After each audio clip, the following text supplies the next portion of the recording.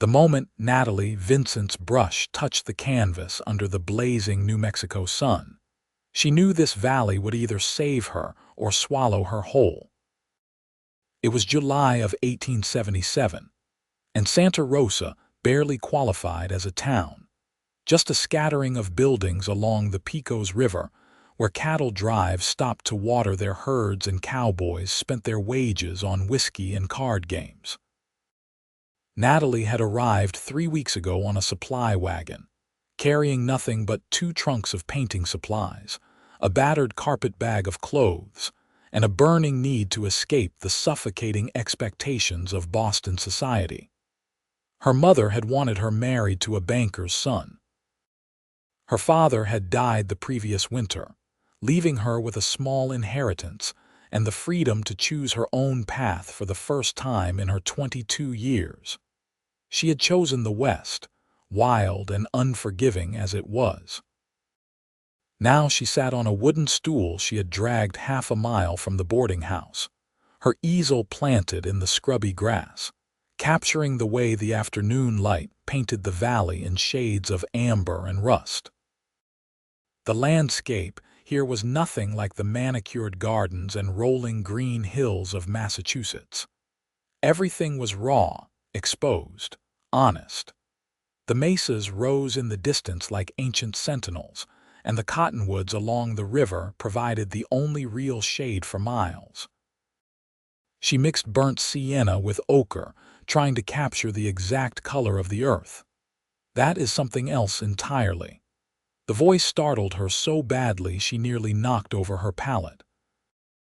Natalie spun around, one hand clutching her paintbrush like a weapon, to find a man standing about 10 feet behind her. He had approached so quietly she had not heard a single footstep. He was tall, lean in the way men became when they worked hard and ate sparingly, with sun-darkened skin and dark hair that curled slightly at the nape of his neck beneath his worn hat. His eyes were a striking hazel, more gold than green in the bright sunlight, and they were fixed on her painting with genuine interest. He wore dusty work clothes and chaps, a bandana tied loosely around his neck, and a gun belt slung low on his hips. Everything about him said cowboy, from his scuffed boots to the easy way he stood, weight shifted to one leg, completely comfortable in his own skin. "You startled me," Natalie said, her heart still hammering. "Did not mean to. I was riding the fence line and saw you out here. Wondered what you were doing so far from town." He took a step closer, his gaze still on the canvas. "This is the valley. You have got the light just right. That is exactly how it looks this time of day." Natalie relaxed slightly, lowering her brush. "You know this land well, should hope so." "I have been working it for near about 8 years now." He finally looked at her instead of the painting, and something shifted in his expression, a flicker of surprise followed by curiosity. "Name is Mason Novak. I work for the Double R Ranch north of here. Natalie Vincent. I am staying in town." "I figured you were not from around here. We do not get many lady painters in Santa Rosa." His tone was not mocking, just matter of fact. "You any good at it?" The question was so blunt it surprised a laugh out of her. "I like to think so. I studied in Boston." Boston. He said it like it was another planet. "Long way from home. This is home now." The words came out more firmly than she had intended, and something in Mason's expression approved. "Well, Miss Vincent, if you are going to paint the valley, you ought to know you are sitting on Double R land. My boss does not usually mind, but some of the other ranchers around here might take issue with finding strangers on their property." "I had no idea. I will move." "Did not say you had to move right this second." Mason tilted his head, studying the painting again. "You planning to do more of these?" "As many as I can. I want to capture this place before." She trailed off, not sure how to explain the urgency she felt, the sense that the West was changing, that the wildness was being tamed inch by inch. "Before it all gets fenced in and civilized," Mason finished for her. His voice held a note of understanding, maybe even sadness. "I reckon I know what you mean." They stood in silence for a moment, the hot wind blowing across the valley, carrying the scent of sage and dust. Natalie became aware that she was alone in the middle of nowhere with a man she had just met, but surprisingly, she did not feel afraid. There was something steady about Mason Novak, something that made her think he was exactly what he appeared to be. "Would you tell me about the valley?" she asked suddenly. "About the land. The place is worth painting. I have only been here a short while and I do not know where to go." Mason seemed to consider this. "I could do that. I know just about every corner of this territory." He paused, then added with a slight smile, "On one condition." "What is that?" "Paint me into your scenery sometime." The request was so unexpected that Natalie just stared at him. "You want to be in one of my paintings?" "Why not? You are going to paint the valley, paint the land, might as well have someone in there who belongs to it." He said it lightly, but there was something else in his voice, something that made her think the request meant more than he was letting on. "All right," Natalie agreed, surprising herself. "I will paint you into the scenery." Mason's smile widened, transforming his face from merely handsome to genuinely striking. "Then we have got ourselves a deal, Miss Vincent. I will come by tomorrow, show you some places worth seeing." He tipped his hat to her and walked back to where his horse was grazing, a sturdy bay mare with a white star on her forehead. Within moments, he had mounted and was riding north, dust rising from the horse's hooves. Natalie watched him go, then turned back to her painting, but she found it hard to concentrate. Her mind kept returning to the way he had looked at her canvas, with real appreciation, and the way he had asked to be painted into her scenery. As if he needed proof, he belonged here as much as the mesas and the river. The next morning dawned clear and already hot by the time the sun cleared the horizon. Natalie packed her supplies into a canvas satchel and waited outside the boarding house, telling herself she was being foolish to expect Mason to actually show up. He probably had work to do, cattle to tend, fences to mend. He had no reason to waste time guiding some Eastern painter around the countryside. But at precisely 8 o'clock, she heard hoofbeats and looked up to see Mason riding toward her, leading a second horse, a gentle-looking gray gelding. He was dressed much as he had been the day before, though his shirt looked freshly laundered and he had shaved. "Morning, Miss Vincent. You ready to see some country?" Natalie stared at the horses. "I should have mentioned I have not ridden much, hardly at all actually. This is Thunder. He is about the most patient horse you will ever meet. Belonged to the boss's mother before she passed. He will take good care of you." Mason dismounted and came to help her secure her supplies to the saddle. His hands were quick and sure, and he explained what he was doing as he worked. "You just hold the reins light, let him know which direction you want to go. He will do most of the thinking for you." Getting into the saddle was awkward, even with Mason's help, but once she was settled, it felt less precarious than she had feared. Thunder stood perfectly still, ears swiveling back as if to check on her. "We will take it easy," Mason promised, swinging back onto his own horse. "I want to show you the canyon about 5 miles east. The morning light in there is something to see." They rode out of Santa Rosa at a gentle walk, and Mason proved to be as good as his word, keeping the pace easy and pointing out landmarks as they went. He showed her where the old Comanche Trail ran, now mostly unused since the tribes had been pushed onto reservations. He pointed out a pair of hawks circling high above, hunting. He told her about the plants, which ones the cattle would eat and which they avoided, which ones the ranch hands boiled for tea when they got sick. "You know this land like it is part of you," Natalie observed. Mason nodded slowly. "I suppose it is, in a way. I came out here when I was 17, running from nothing good. The land gave me something to hold on to, something real. My folks died when I was young. Fever took them both. I bounced around between relatives who did not really want another mouth to feed. Soon as I was old enough, I headed west. He said it plainly, without self-pity. The foreman at the Double R gave me a chance when I did not have much to recommend me besides a willingness to work. I have been there ever since. It is as close to home as I have known.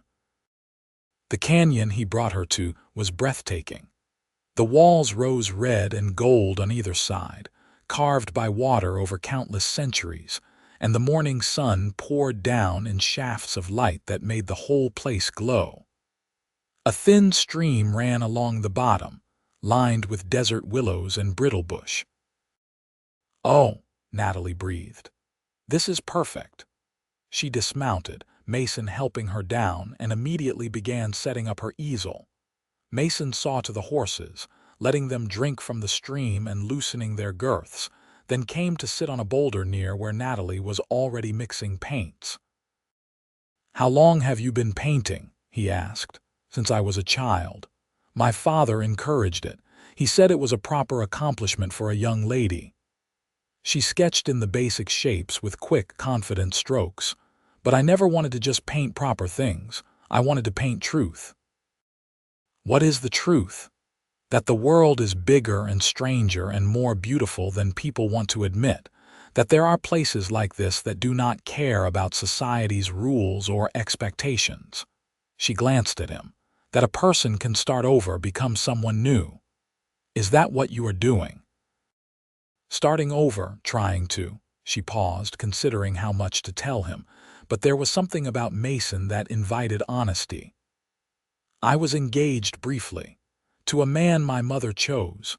He was wealthy, respectable, utterly boring. He wanted me to give up painting, said it was unseemly for a wife to have such pursuits. I broke it off 2 days before the wedding." Mason let out a low whistle. "I bet that went over well. About as well as you would imagine. Half of Boston society stopped speaking to my mother. She still has not forgiven me." Natalie added a wash of color to the canyon wall. "But my father left me enough to live on if I am careful, so I came west, where nobody knows me or cares who I was supposed to marry. For what it is worth, I think you made the right choice." The simple statement, delivered with complete sincerity, made warmth bloom in Natalie's chest. "Thank you." They fell into companionable silence, broken only by the scratch of Natalie's brush on canvas and the occasional call of a bird. Mason did not fidget or complain about the weight. He just sat, patient as the stone beneath him, occasionally standing to stretch or check on the horses but always coming back to watch her work. When she finally stepped back, squinting at what she had created, the sun was high overhead and the heat was becoming oppressive. "I think I have it," she said, "or at least enough that I can finish it from memory." Mason came to look, standing close enough that she could smell sage and leather and sweat, not unpleasant but wholly unfamiliar, wholly Western. "You have got a real gift, Miss Vincent. That looks just like the place, but somehow more. Like you painted what it feels like, not just what it looks like." It was perhaps the best compliment anyone had ever given her about her work. "I am trying to capture the spirit of it." "Well, you did." He helped her pack up, his movements efficient and careful with her supplies. "You hungry? I have got some biscuits and dried beef in my saddle bag." They sat in the shade of the canyon wall and ate, passing a canteen back and forth. Mason told her about the ranch, about the other cowboys who worked there, about the foreman who had taken a chance on him all those years ago. Natalie told him about Boston, about the art galleries and the society parties that all blended together into one suffocating mass of expectations and judgment. "You miss it?" Mason asked. "Not even a little bit." Natalie surprised herself with how true it was. "I miss my father. But the rest of it? No, out here I can breathe." Mason smiled. "I know exactly what you mean. Over the next 2 weeks, Mason came to find Natalie almost every day. He would appear outside the boarding house in the morning, leading thunder, and they would ride out to some new location he thought she should see. There was the overlook where you could see 3 different valleys spread out below. There were the old ruins where the Spanish had built a mission a century ago. Now nothing but crumbling adobe walls and a sense of time passing. There was the bend in the river where the cottonwoods grew so thick it felt like a different world, cool and green and alive. And everywhere they went, Natalie painted. She filled canvas after canvas with the landscape, learning its moods and colors, the way the light changed from dawn to dusk, the way storms built on the horizon, purple and threatening and magnificent. Mason was in many of them, though she did not always tell him. Sometimes just his silhouette on horseback at the edge of the frame. Sometimes sitting on a rock or leaning against a fence post, part of the landscape itself. She painted him with the same care she gave the mesas and the sky, trying to capture what she was learning about him through their long conversations and comfortable silences. He was 25 years old. He could read and write, taught by the foreman's wife who had taken pity on his lack of schooling. He was good with horses, better than anyone else on the ranch, with a kind of instinctive understanding of what they needed. He sent money every month to a cousin back in Missouri who had been kinder to him than most. He did not drink much, having seen what it did to men. He wanted someday to have his own piece of land, just a small place where he could raise a few horses and build a house that was truly his. Natalie found herself thinking about him even when they were not together. She would lie in her narrow bed at the boarding house and remember the way he looked riding ahead of her, sitting easy in the saddle like he had been born there. The way his face changed when he smiled, going from serious to boyish in an instant. The way he listened when she talked, really listened, like every word mattered. She tried to tell herself she was being foolish. She had known him only a few weeks. She barely knew anything about being a cowboy's woman, about this hard land and its demands. But her heart did not seem to care about logic or sense. One evening, as they rode back toward Santa Rosa in the golden light just before sunset, Mason pulled his horse to a stop on a rise overlooking the valley. Natalie stopped beside him, and for a long moment they just sat there, taking in the view. "You know what I think about when I look at this?" Mason said finally. "I think about how big it is, how a person's troubles do not amount to much against all that space and sky. It makes things feel possible, you know, like you could be anyone, do anything." "Is that why you stayed?" Natalie asked. "Because it made you feel free, partly." He turned to look at her, and there was something in his eyes that made her breath catch. "Mostly I stayed because I did not have anywhere else to go. But now I am starting to think I stayed because I was supposed to be here, because—" He trailed off, seeming to struggle with the words. "Because what?" "Because you would come here eventually, and I was supposed to meet you." The declaration hung in the air between them, honest and vulnerable and terrifying. Natalie's heart was pounding so hard she was sure he must be able to hear it. "Mason," she said softly, "I know I am probably out of line. You are educated, you have seen the world, and I am just a cowboy who barely knows which fork to use at a fancy dinner. But Natalie, these past weeks with you have been the best of my whole life. When I am with you, it feels like everything makes sense. Like I am exactly where I am supposed to be." He had never used her given name before, and hearing it in his voice, rough with emotion, made something break open inside her chest. "You are not out of line," she managed. "I feel it too. I have been trying not to, trying to be sensible, but I cannot help it. When I am with you, I feel more myself than I ever have. You make me feel brave and free and alive." Mason dismounted in one fluid motion and came to her horse, reaching up to help her down. When her feet touched the ground, he did not let go. His hand stayed at her waist, warm and solid, and she found herself gripping his arms, feeling the strength in them. "I do not have much to offer," he said, looking down at her with those gold-flecked eyes. "I've got some money saved, enough maybe to buy a little land someday.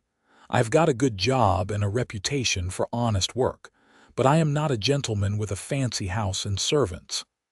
"I do not want a fancy house and servants," Natalie said fiercely. "I ran away from all that, remember. I want this. The valley, the sky, the truth of things. I want you." The smile that broke across his face was like sunrise. Then he was kissing her, and she was kissing him back, and it was nothing like the chaste pecks her former fiancé had given her.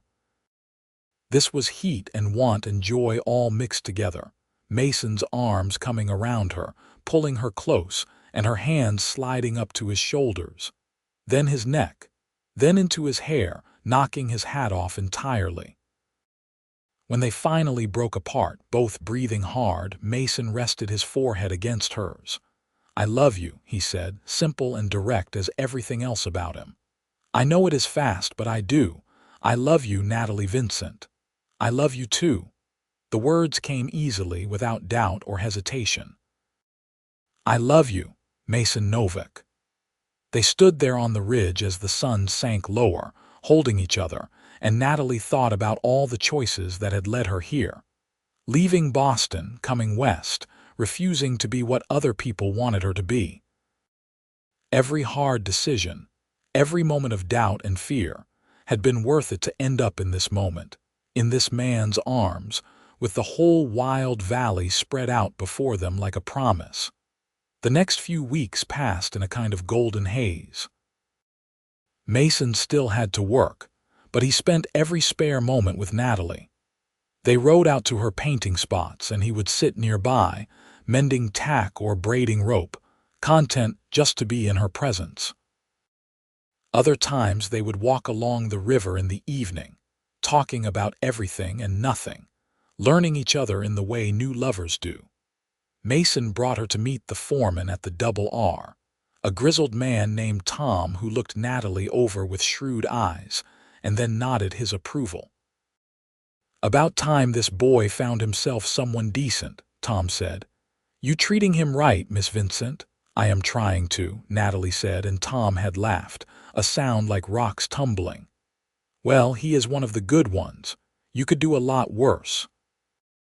The other cowboys accepted her presence with varying degrees of curiosity and amusement. They called her the Painter Lady, and sometimes asked to see her work. Natalie found she liked them, these rough men with their sunburned faces and easy humor. They were kinder than she expected, more thoughtful. One of them, a young cowboy named Jack, asked if she would paint his mother a picture of the ranch to send home. "She worries about me out here," he explained, shy and earnest. "If she could see how pretty it is, maybe she would worry less." Natalie agreed immediately and spent a week creating a small painting of the ranch house at sunset, the mountains purple in the distance, everything peaceful and beautiful. When she gave it to Jack, his eyes had gotten suspiciously bright. "Thank you, madam. This is real kind of you." Word spread, and soon other cowboys were shyly approaching her with similar requests. A picture of a favorite horse, a scene of the valley to send to a sweetheart back home. Natalie painted them all, charging only enough to cover the cost of supplies. It felt good to know her art was connecting people across the vast distances of the West, giving them a way to share this wild place with the people they loved. But it was the painting of Mason she cared about most. She had started it the day after he told her he loved her, working from memory and quick sketches she had made.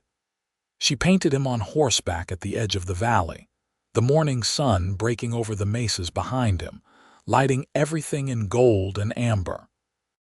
He was looking back over his shoulder, as if he had just noticed her there, and his face held an expression of such openness, such joy, that it made her heart ache every time she looked at it.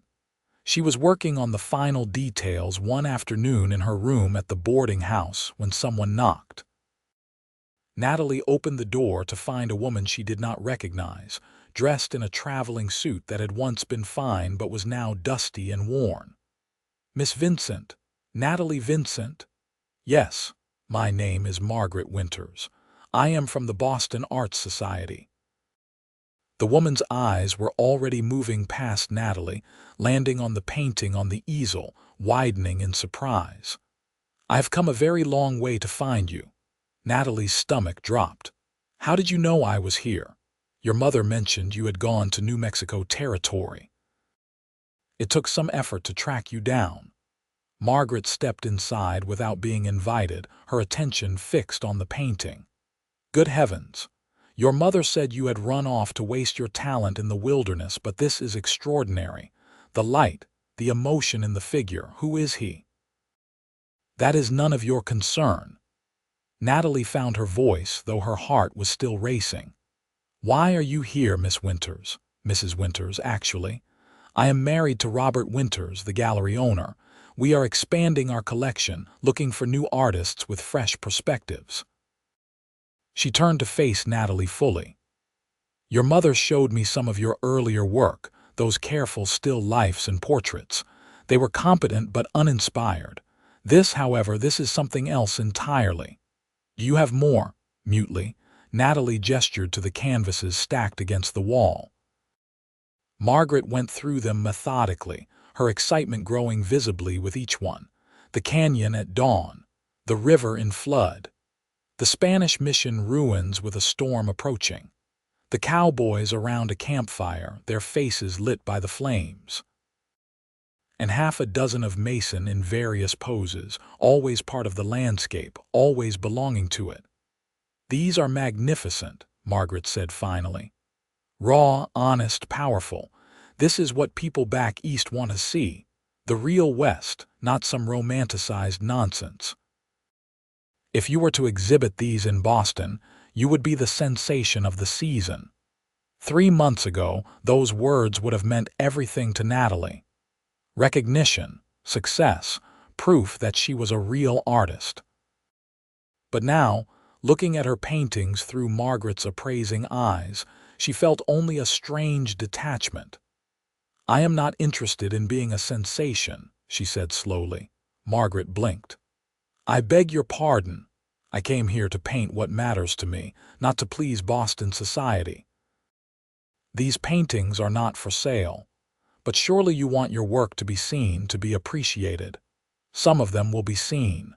I have been painting commissions for people here, things that matter to them. That is enough. You cannot be serious.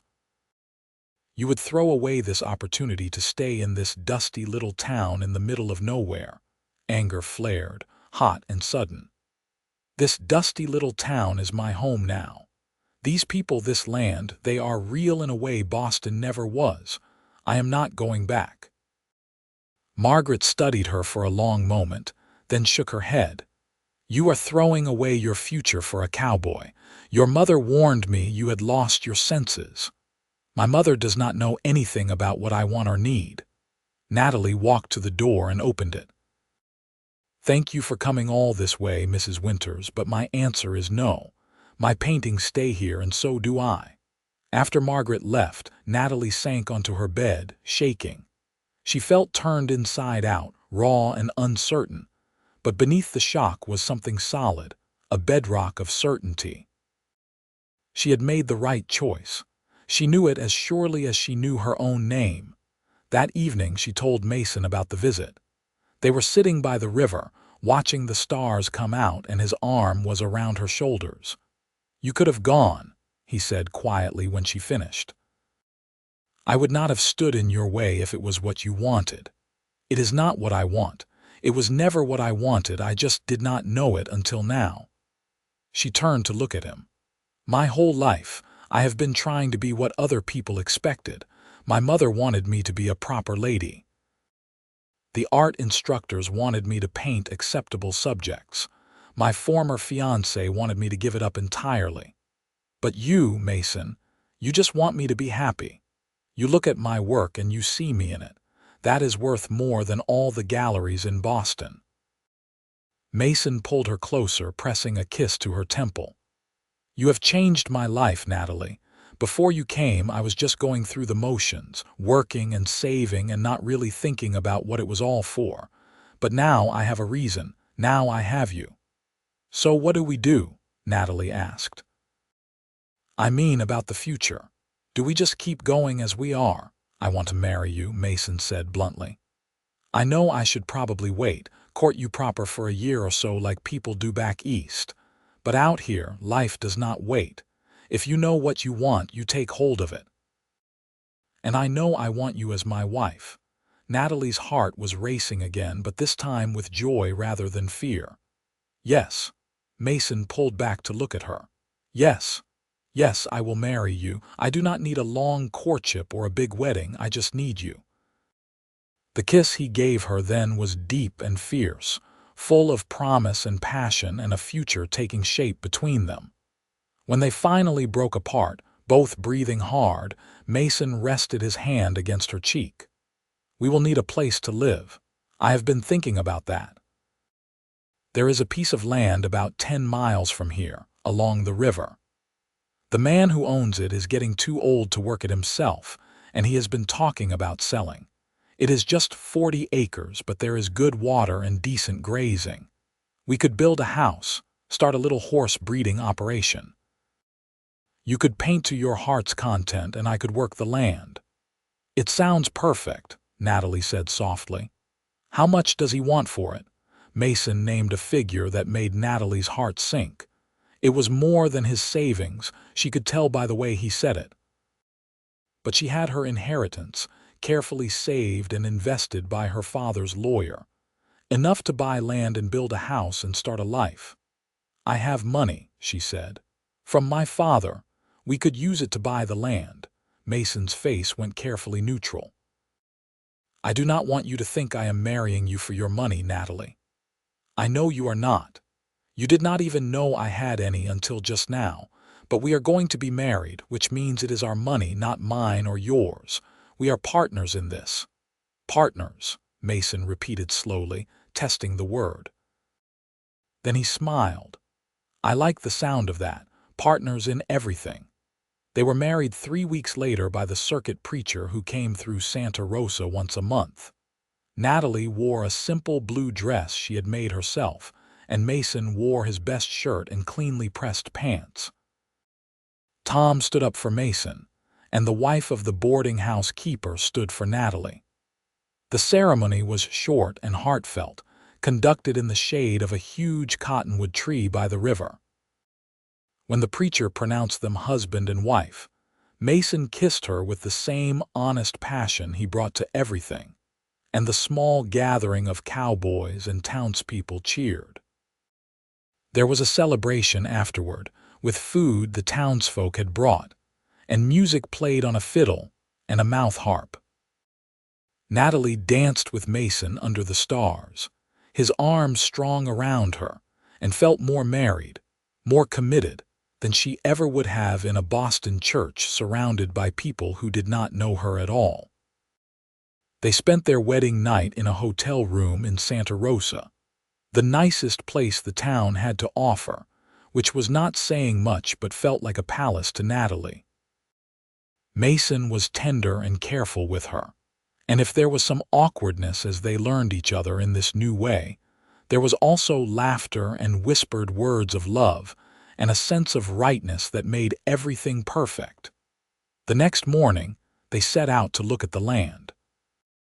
The owner, an elderly Mexican man named Señor Garcia, met them there and walked them around the property. It was everything Mason had described, 40 acres of valley land with the river running through it, cottonwoods for shade, and good grass for grazing. There was even a small adobe structure that Garcia said had been built by his father, back before the Americans came. It was in poor repair, but still standing. "My father loved this land," Garcia said in accented English. "He would be happy to know it goes to young people who will care for it."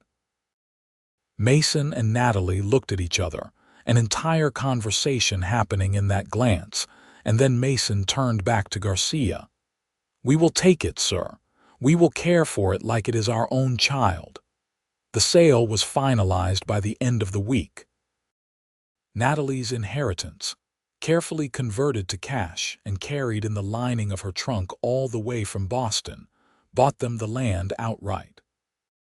They had enough left over to buy lumber and supplies for building, a few horses to start their breeding program, and a milk cow that Natalie named Daisy despite Mason's protests that it was a foolish name for livestock.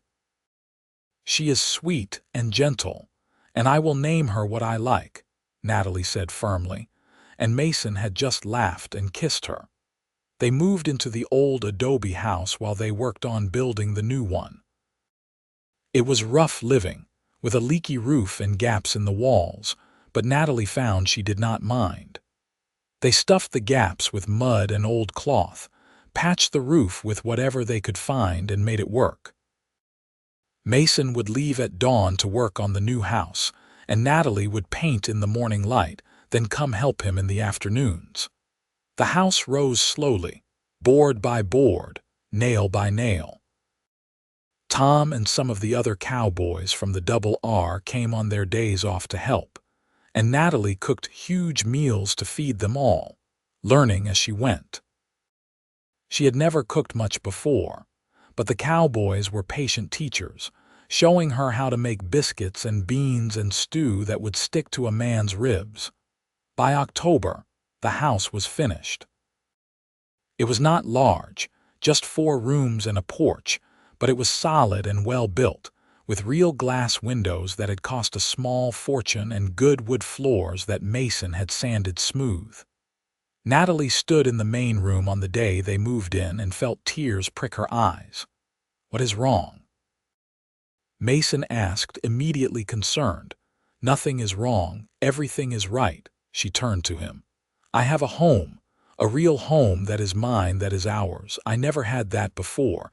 Even the house in Boston never felt like mine." Mason pulled her into his arms. "This is ours. Everything we do here, we do together."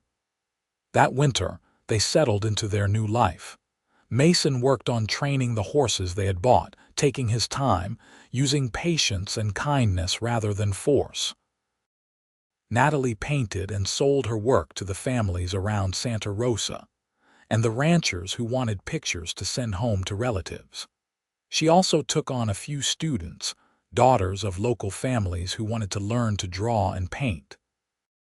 She was not sure she was any good at teaching, but the girls seemed to enjoy it, and it brought in a little extra money.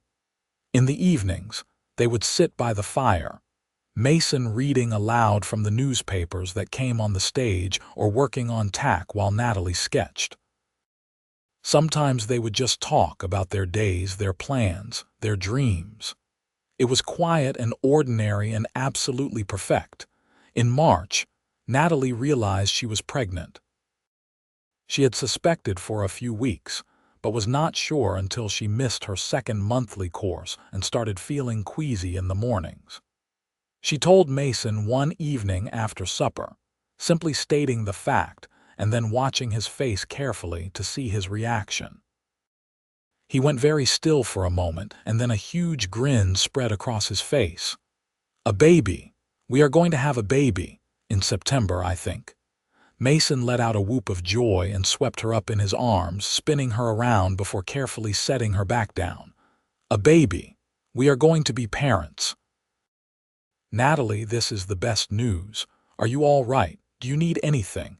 Should you be resting more?" His concern was endearing if slightly overwhelming. "I am fine. Women have been having babies since the beginning of time. I am not made of glass." But Mason fussed over her anyway, insisting she not lift anything heavy, bringing her breakfast in bed when the morning sickness was bad, constantly checking to make sure she was comfortable. It was both annoying and touching, and Natalie found herself falling in love with him all over again, seeing how much he already loved their unborn child. The pregnancy progressed normally, though the summer heat was brutal, and Natalie felt huge and ungainly by August. She kept painting, though she had to sit down more often, and she kept teaching her students, though climbing on and off a horse became impossible. On a hot September day, with thunderstorms building on the horizon, Natalie's water broke.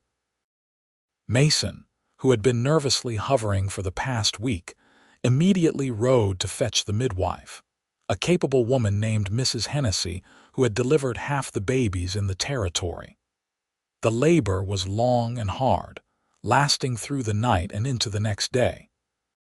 Mason stayed with her the whole time, holding her hand, wiping her face with cool water, murmuring encouragement when she thought she could not go on.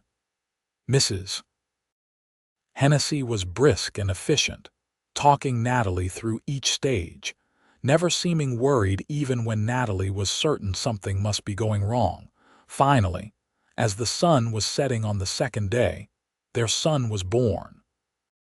He came into the world screaming his displeasure, red-faced and wrinkled and absolutely beautiful. Mrs. Hennessy cleaned him up and placed him in Natalie's arms, and Natalie stared down at the tiny face, overwhelmed by the surge of love that hit her. "We have a son," she whispered. Mason, who had gone pale at the sight of the baby crowning but had not left her side, reached out with one finger to touch the baby's cheek. "He is so small. He is perfect." Natalie looked up at her husband, seeing tears in his eyes. "What should we name him?" They had talked about names but never settled on anything definite. Now, looking at their son, Mason said softly, "How about Matthew, after your father?" Natalie's throat tightened. Her father would have loved this child, this new life in the wild land he had never seen. "Matthew Novak, I like it." Little Matthew proved to be a good baby, sleeping in long stretches and nursing well. Natalie was exhausted in a way she had never experienced before, but also happier than she could have imagined. Mason was an attentive father, constantly checking on the baby, changing diapers without complaint, walking Matthew around the house in the middle of the night when he fussed. "I never thought I would have this," he admitted one night, holding his sleeping son while Natalie rested.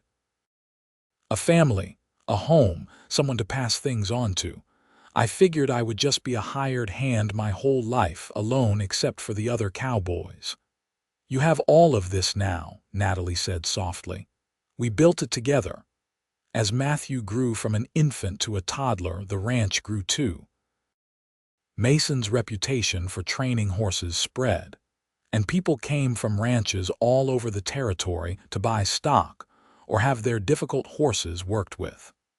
Natalie's paintings sold well, and she started getting commissions from as far away as Albuquerque and Santa Fe.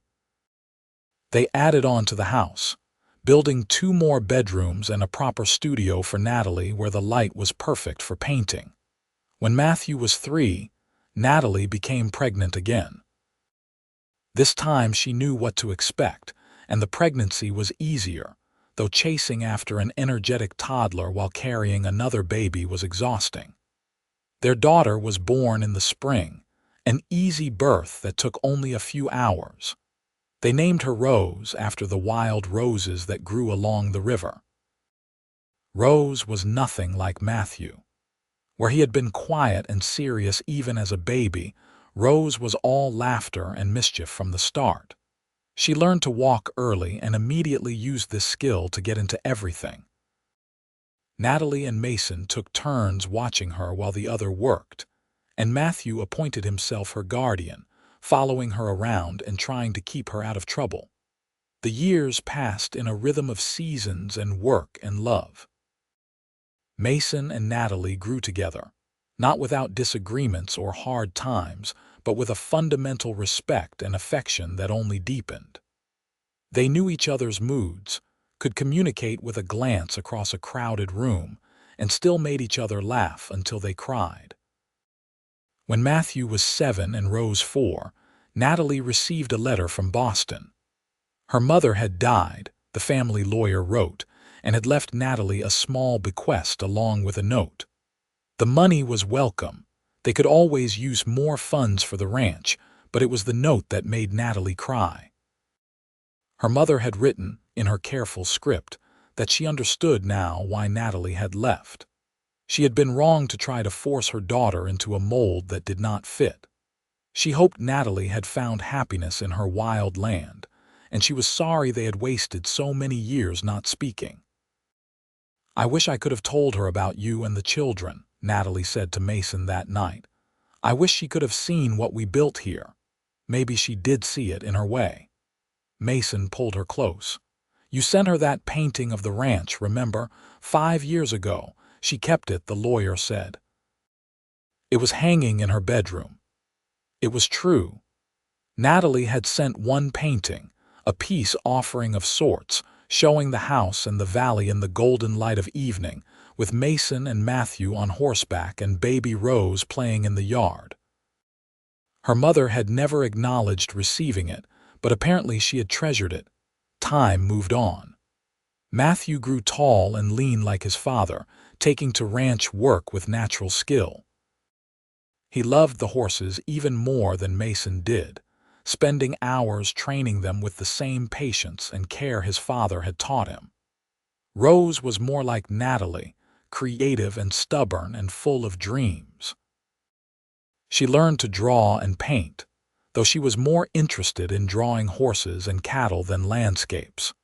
When Matthew was 15, he asked if he could start working on other ranches during the busy seasons, to learn more and earn his own money.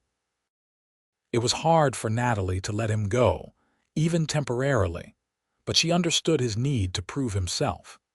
He came home after his first 3-month stint with a new confidence and stories about places he had been and things he had seen. Rose, at 12, announced she wanted to go to school in Santa Fe. There was an academy there for young ladies, and she had heard they had a real art teacher, someone trained in Europe. Natalie's first instinct was to say no, to keep her daughter close and safe, but Mason had pointed out gently that they had to let their children grow, just as Natalie's father had let her go when the time came. So Rose went to Santa Fe, and the house felt too quiet without her chatter and laughter. But she came home every few months, full of excitement about what she was learning, and Natalie had to admit the instruction was good. Rose's drawing skills improved dramatically. Natalie and Mason settled into being parents of nearly grown children, still running the ranch, still working hard but also taking time to enjoy what they had built. They would ride out together in the evenings sometimes, just the two of them, to watch the sunset over the valley. Natalie would bring her sketchbook, but often she just looked, no longer feeling the compulsion to capture every beautiful thing. Some moments were enough just to experience. One evening, about 20 years after they had first met, they rode out to the ridge where Mason had first told her he loved her. The view had not changed much. The valley still spread out below them, vast and wild and beautiful. There were a few more fences than before, a few more houses dotting the landscape, but it was still fundamentally the same place. "You ever regret it?" Mason asked. "Staying here instead of going back to Boston and being famous?" Natalie laughed. "Not even once." "Do you know what I realized a long time ago? I did not want to be famous. I wanted to matter, and I matter here. My paintings matter to the people who buy them, the cowboys who send them home, the families who hang them in their parlors. My students have gone on to become teachers themselves. Matthew and Rose are good people who will make this place better. I matter to you and you matter to me, and that is more than enough." Mason reached over and took her hand. "I am the luckiest man who ever lived. We are both lucky. We found each other, and we found this place, and we built a life that is real and true and ours." They sat there as the sun went down, painting the valley in those same shades of amber and rust and gold that Natalie had tried to capture all those years ago. She understood now what she had been searching for in her paintings, that truth she had told Mason about on their first ride together. It was not just the physical beauty of the land, though that was part of it. It was the feeling of belonging, of being exactly where you were supposed to be with exactly who you were supposed to be with. Matthew came back to the ranch permanently when he was 20, bringing with him a young woman named Sarah, whom he had met while working up north. She was a rancher's daughter, practical and hardworking and clearly head over heels in love with Matthew. They were married in the same spot where Mason and Natalie had wed, under the cottonwood tree, and built their own small house on the far edge of the property. Rose stayed in Santa Fe after finishing school, working as an art teacher and painting on the side. She came home often, and when she was 23, she brought home a young man named Daniel, a surveyor who had fallen in love with both her and the territory. They married and settled in Santa Fe, but visited frequently, their children becoming close with Matthew and Sarah's growing brood. Natalie and Mason became grandparents many times over, their house always full of visiting children and grandchildren. Natalie painted their portraits, capturing each child at different ages, creating a record of the family they had built. Mason trained horses with Matthew, passing on his knowledge to his son and eventually his grandsons. They grew older together, their hair graying, their faces weathering, but the love between them never diminishing. On the morning of their 30th wedding anniversary, Mason woke Natalie early. "Come on, I want to show you something." She followed him out to the barn, where he had a horse already saddled for her. They rode out to the original spot where he had found her painting all those years ago. The morning light was just beginning to touch the valley, and everything glowed soft and golden. "Do you remember what I said to you the first day we met?" Mason asked. "You said I was on double R land and I should probably move," Natalie teased. "After that, you said to paint you into my scenery." "And did you? Did you paint me into your scenery?" Natalie looked at him, this man who had been her partner in every sense of the word for 3 decades, who had given her a home and a family and a life more real than anything she had imagined in Boston. She thought about all the paintings she had done over the years, how he appeared in so many of them, sometimes in the foreground but often just at the edges, part of the landscape itself. "Yes," she said softly. "You are in every painting I have ever done, even the ones where you are not visible. You are part of this place for me, inseparable from it. The valley, the horses, the sky, the river, and you, all of it together makes up my scenery." Mason smiled, that same smile that had made her fall in love with him 30 years ago. "Good, because you are in my scenery too. Have been since the day I saw you sitting there with your easel, looking like you belong to this land. You are part of everything I see when I look at this valley. You are home." They sat together on their horses as the sun rose higher, warming the earth, beginning another day. Behind them was a lifetime of work and love, and the family they had built together. Ahead was whatever time they had left, days and years that would be spent exactly like this, together, in the place they belonged. Natalie thought about the young woman she had been, running away from Boston with nothing but painting supplies and a desperate hope for something real.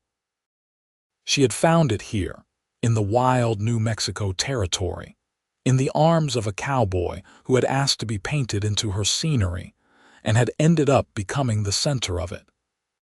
She had painted hundreds of canvases over the years, but the best work of art she had ever created was the life they had built together, vibrant and true and wholly their own. It was not a painting that would hang in a gallery or make her famous. It was better than that. It was real. As they rode back toward home, toward the house that they had built with their own hands and filled with love and children and decades of memories, Natalie felt the deep contentment that came from a life well lived. She had wanted truth, and she had found it. She had wanted freedom, and she had claimed it. She had wanted love, and she had built it with a man who understood that the best scenery was not empty but filled with the people and places that mattered. Years continued to pass gently. Natalie still painted, though her hands grew less steady with age. Mason still worked with the horses, though he left most of the heavy labor to Matthew now. They spent their days in comfortable routine, their evenings sitting on the porch watching the grandchildren play in the yard, their nights wrapped in each other's arms. When Natalie was 65, a writer from back east came to interview her. Someone had written an article about the Western woman artist who had been painting the New Mexico landscape for 4 decades. And suddenly, there was renewed interest in her work. The writer, a young woman with a notebook and too many questions, wanted to know why Natalie had never pursued fame, never tried to exhibit in the major cities. "I had everything I needed right here," Natalie said simply. "Fame is fine for those who want it, but I wanted a real life more than I wanted recognition. And the man in your paintings, your husband, do you ever regret marrying a cowboy instead of someone more cultured?" Mason, who was sitting on the porch with them, gave a dry laugh. "You want to answer that one, or should I?" Natalie reached over and took his hand. "I married the best man I have ever known. He is kind, honest, hardworking, and he has loved me every single day for 40 years. What more could anyone want?" The writer seemed disappointed by this answer, as if she had been hoping for some tale of sacrifice or regret. But there was none. Natalie had no regrets, none worth speaking of anyway. She had chosen this life with open eyes and had never looked back. The article, when it was published, painted a romantic picture of the woman artist and her cowboy husband, living out their days in the wild territory they had helped to tame. It was not entirely accurate, but it was not entirely wrong either. Letters came from people who had seen the article, wanting to buy paintings or commission work. Natalie painted a few more pieces, but mostly she spent her time with her family, with the grandchildren who were now having children of their own. Mason's health began to fail when he was 72. It was nothing sudden, just the slow wearing down of a body that had worked hard for over 5 decades. He could not ride as much anymore, could not work with the horses the way he once had. It frustrated him, but he bore it with the same quiet dignity he brought to everything. Natalie stayed close to him during this time, reading to him, painting small sketches of the view from their porch to make him laugh. They would sit together for hours, not always talking but always together, and she was grateful for every moment. One evening in late spring, with the cottonwoods leafing out and the river running high with snowmelt, Mason asked her to take a walk with him. They moved slowly now, both of them feeling their age, but they made it down to the river's edge where they had spent so many evenings over the years. "This has been a good life," Mason said, looking out over the water. "Better than I ever dreamed possible for a kid with nothing who came west looking for work." "It has been the best life," Natalie agreed, her throat tight. "When I am gone, I want you to keep painting, keep doing what you love." "Do not sit around mourning, I will not stand for it." "Mason, do not talk like that, you have years left yet." "Maybe, but if I do not, I need you to promise me you will keep living, really living, not just going through the motions." He turned to look at her, his hazel eyes still sharp despite his failing body. "You gave me everything, Natalie. A home, a family, a purpose. You made my life mean something. I need to know you will be all right." She wanted to say she could not possibly be all right without him, that he was too much a part of her to ever separate, but she knew that was not what he needed to hear. So instead she said, "I promise. But you are not going anywhere anytime soon, Mason Novak. We have more years to spend together yet." He smiled and pulled her close, and they stood there by the river as the sun set. Two old people who had loved each other well and truly for more than 40 years. Mason lived another 3 years.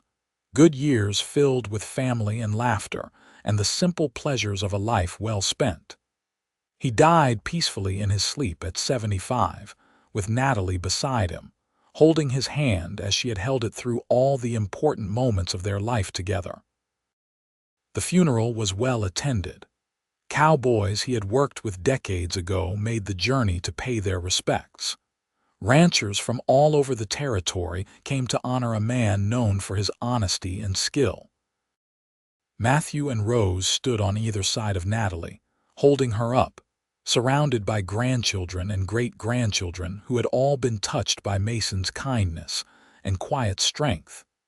They buried him on a hill overlooking the valley, in the spot where he had first told Natalie he loved her.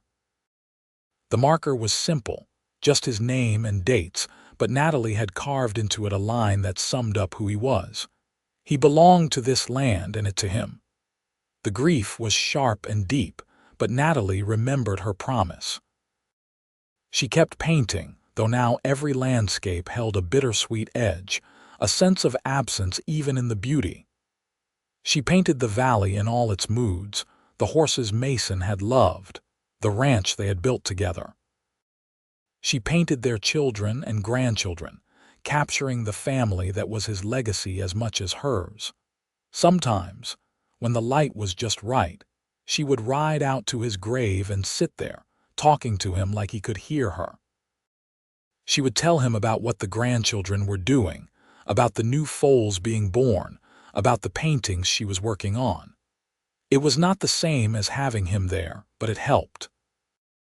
Matthew ran the ranch now, doing it the way his father had taught him, with patience and respect for the animals and the land.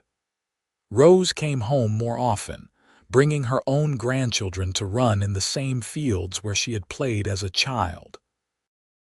The family that Mason and Natalie had started continued to grow, spreading out across the territory but always coming back to the ranch, to the home that had been built with so much love. Natalie lived to be 82, painting almost until the end. Her last work was a painting of the valley at sunset, done from memory when her eyes had grown too weak to see clearly. It showed the landscape she had come to all those years ago, wild and beautiful and full of promise. And if you looked carefully, you could see two figures on horseback at the edge of the frame, riding together into the golden light. She died quietly one autumn evening, surrounded by her children and grandchildren, and they buried her next to Mason on the hill overlooking the valley. The family placed a marker that matched his, with her name and dates and a line of her own. She painted what was true and found her home in the wild. The ranch continued for generations, passed down through the family, and in the main house, carefully preserved, hung dozens of Natalie's paintings. They showed the valley in all its beauty, the horses and cattle, the family growing and changing over the years. And in many of them, if you looked closely, you could find Mason, painted into the scenery just as he had asked, forever part of the landscape he loved, forever part of the life they had built together. Visitors to the ranch would sometimes ask about the paintings, about the artist who had lived there and the cowboy she had married. The family would tell the story, passed down through the years, about how a woman from Boston had come west looking for truth and freedom, and had found both in a valley in New Mexico territory. About how a cowboy with nothing but a good heart and honest work had asked to be painted into her scenery and had ended up becoming the center of her whole world. It was a love story, pure and simple, the kind that people do not always believe exists, but it had been real. The paintings proved it, showing not just the landscape but the life that had been lived within it, the love that had grown from a chance meeting into something that lasted generations. The valley remained, wild and beautiful, just as Natalie had first seen it all those years ago. The ranch house stood solid and well-maintained, sheltering the family that continued to grow from the love Mason and Natalie had planted like a seed in that rough soil. And on the hill overlooking it all, two markers stood side by side, testament to two people who had found each other in the vast Western territory and had built something that would outlast them both. Their great-great-grandchildren would sometimes ride out to that hill and sit between the two graves, looking out over the valley that had been the backdrop to such a grand love story. They would think about the courage it must have taken for Natalie to leave everything she knew, about the leap of faith it required for Mason to ask a woman he had just met to paint him into her scenery, not knowing it would mean forever. The paintings hung in museums now, some of them, recognized finally as masterworks of Western art. But the best ones remained with the family, in the house that Mason built and Natalie had filled with love and life and children. Those paintings were not just art but history, not just images but memories, proof that two people had loved each other well and truly, and had built something beautiful from that love. And on quiet evenings, when the wind blew just right across the valley, carrying the scent of sage and river water and the turning of seasons, those who knew the story liked to imagine they could see two figures on horseback, riding together across the landscape, forever young, forever in love, forever painted into each other's scenery, exactly as they had promised all those years ago.